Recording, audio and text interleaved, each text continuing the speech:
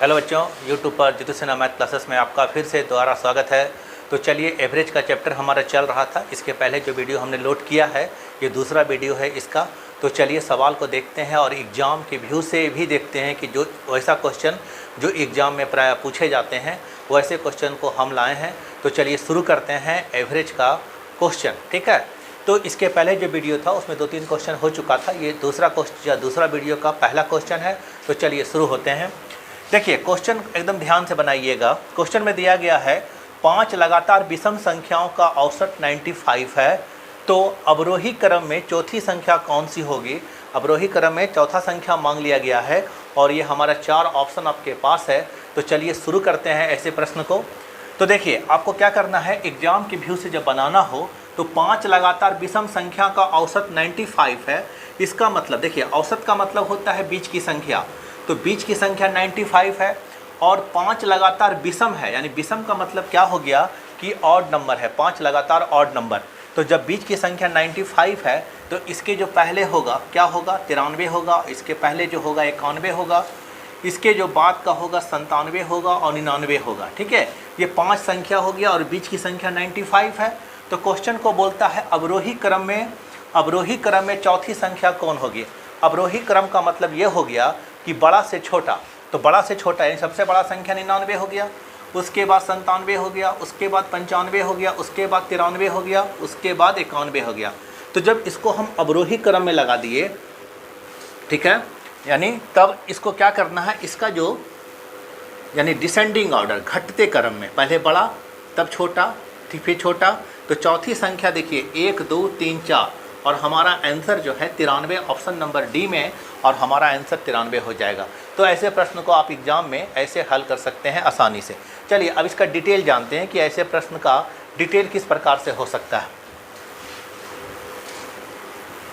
चलिए, 5 लगातार विषम संख्या है तो इसका सीरीज आपको मानना पड़ेगा a + 2, a + 4, a + 6, ठीक है, और a + 8 होगा। क्यों ऐसा होगा, क्योंकि देखिए विषम संख्या जो भी हमको प्राप्त होता है, मान लीजिए विषम संख्या 1 है, अगला 3 होगा, अगला 5 होगा, यानी 2-2 जोड़ने के बाद विषम संख्या प्राप्त होता है।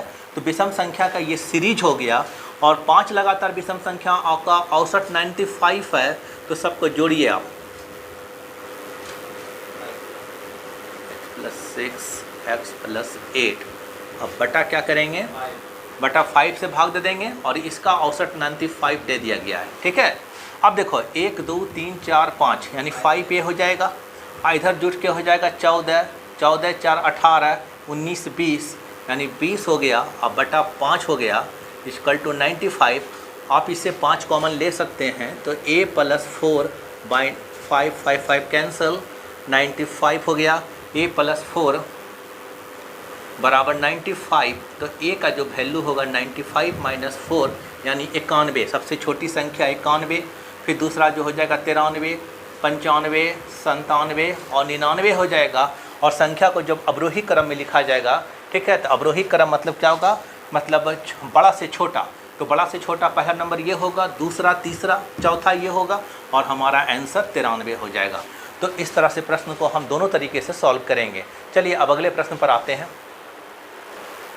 देखिए, अगला क्वेश्चन हमारे स्क्रीन पर है और आप इसको ध्यान से देखिए।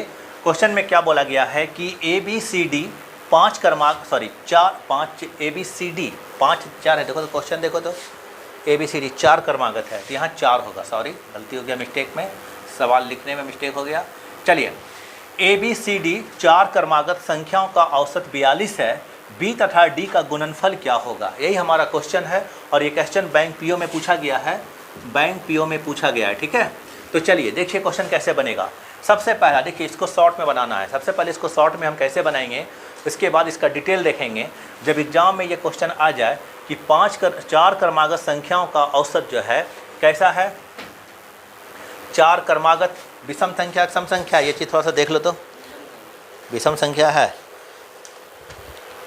विषम संख्या है। तो 4 क्रमागत, देखिए थोड़ा सा क्वेश्चन को ठीक कीजिए, विषम संख्या, ठीक है। तो 4 क्रमागत विषम संख्या का औसत 42 है। तो देखिए सबसे पहले औसत दिया है और 42 दिया है इसका बीच का वैल्यू, यानी विषम संख्या बीच का दिया है औसत 42। तो पहली बात तो कि ये तो 42 विषम संख्या है नहीं, तो इसके पहले और पहले देखिए, इसके पहले क्या होगा 41 आएगा, इसके पीछे 39 आएगा, इसके बाद 43 आएगा और इसके बाद जो हो जाएगा 45 आएगा। क्योंकि ये सम संख्या है तो इसको नहीं लेना है। तो हमारा संख्या क्या हो गया 1 2 3 4, यानी 39 41 43 और 45। इसको आप मान लीजिए ए, इसको मान लीजिए बी, ये सी और डी। क्वेश्चन में बोला गया है कि बी और डी का गुणनफल, बी और डी का गुणनफल। तो देखिए बी हमारा हो गया 39 और डी हमारा हो गया 45। ये दोनों को जो गुणनफल कीजिएगा वही हमारा आंसर होगा।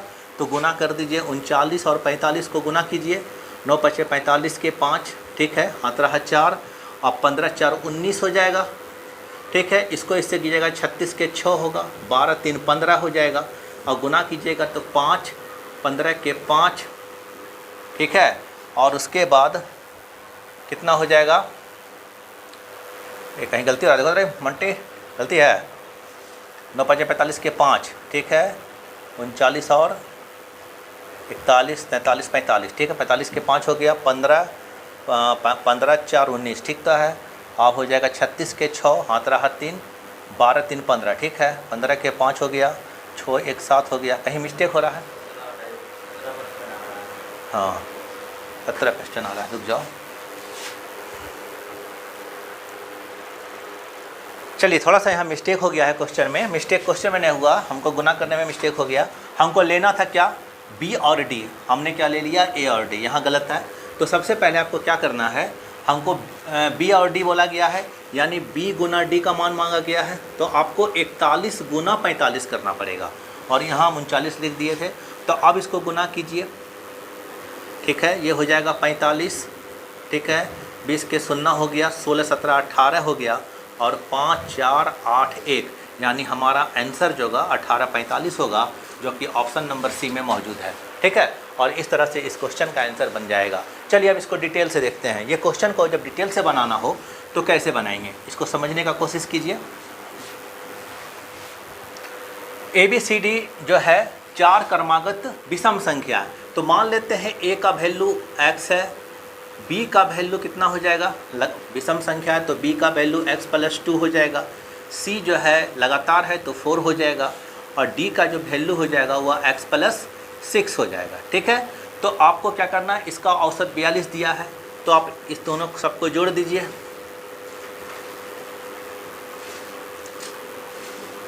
4 से भाग देंगे और ये 42 देगा, ठीक है।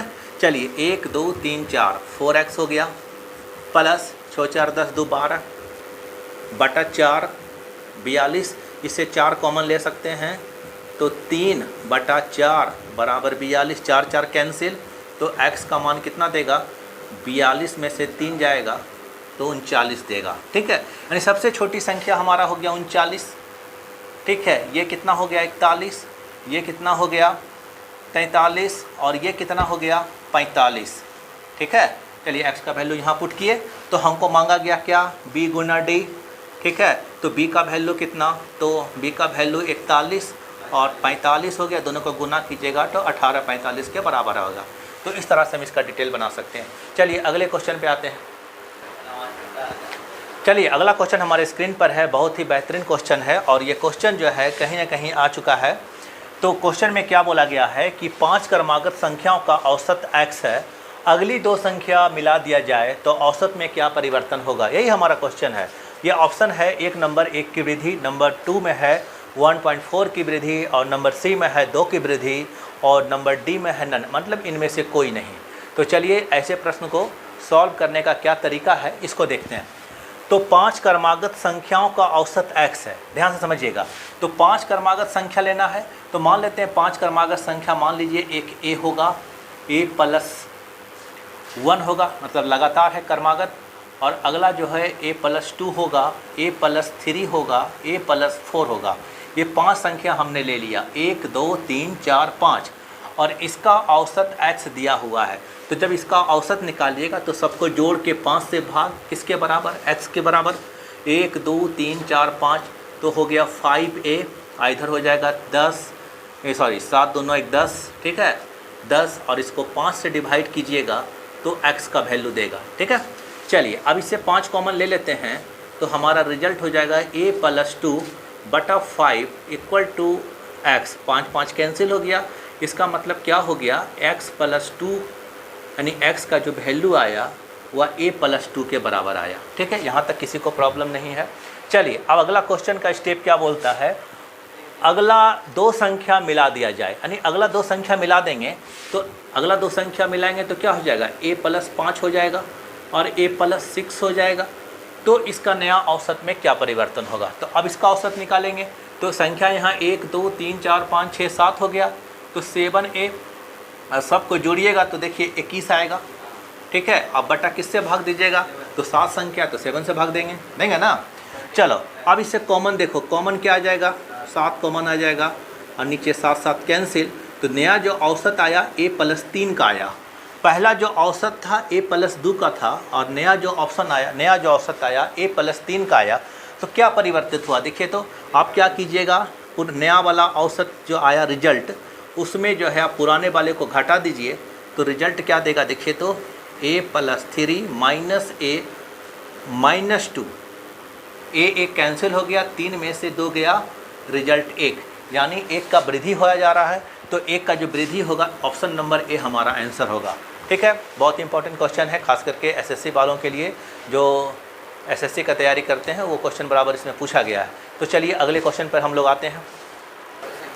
चलिए नेक्स्ट सवाल हमारे स्क्रीन पर है, आप इस क्वेश्चन को देखिए आराम से। क्वेश्चन में क्या बोला गया है कि 4 क्रमागत सम संख्या का औसत 27 है।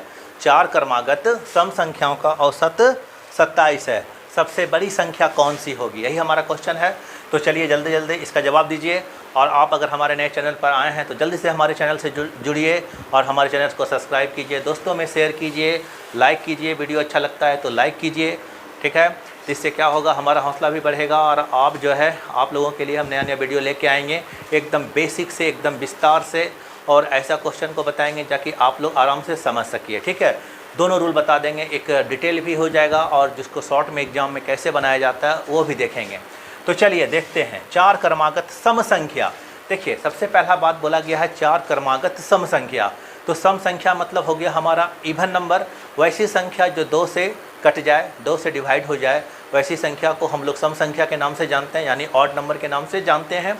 ठीक है, तो अब आइए 4 क्रमागत सम संख्या। तो क्रमागत सम संख्या है तो आपको 27 इसका औसत है, आपको मन में ही क्वेश्चन को देखना है कि 27 जो हमेशा बीच की संख्या होगी, बट ये सम संख्या नहीं है, ये इवन, ये जो है ऑड नंबर है, यानी विषम संख्या है। तो हमको मांगा गया है सम संख्या, इसको बीच में रखिए, इसके आगे का सम देखिए हो जाएगा 28, इसके पीछे का सम संख्या देखिए हो जाएगा 26, इससे हमको मतलब नहीं है। और इसके बाद का संख्या 30, इसके पहले का संख्या 24 हो जाएगा। हमसे मांग लिया गया है कि सबसे बड़ी संख्या कौन सी होगी, तो सबसे बड़ी संख्या हमारा 30 होगी, जो कि ऑप्शन नंबर बी में प्रेजेंट है, और ये हमारा आंसर हो गया। आप इसको जो है एकदम क्वेश्चन को देखते के साथ मन ही मन कैलकुलेशन करके आराम से बना सकते हैं। फिर इसका डिटेल पे जाइएगा तो थोड़ा सा टाइम खाएगा, लेकिन यहाँ पर आपका कोई टाइम नहीं खाएगा और एग्ज़ाम के पर्पज़ से ऐसे बनाना ज़्यादा महत्वपूर्ण रहेगा। तो अगर आप लोग को लगता है कि ऐसे समझ में नहीं आया तो चलिए इसका हम थोड़ा सा डिटेल दे देते हैं। चलिए, तो सम संख्या का जो सीरीज बनता है वो बनता है a + 2, a + 4, a + 6, और सभी का औसत 27 है, यानी सबको जोड़ के 4 से भाग इक्वल टू 27, 1 2 3 4, ये हो गया 4a, और 10 2 12 हो गया इधर, और 4 से भाग दीजिएगा, देखिए सबको जोड़े हैं और 4 से भाग दिए, तो रिजल्ट हो गया हमारा 27।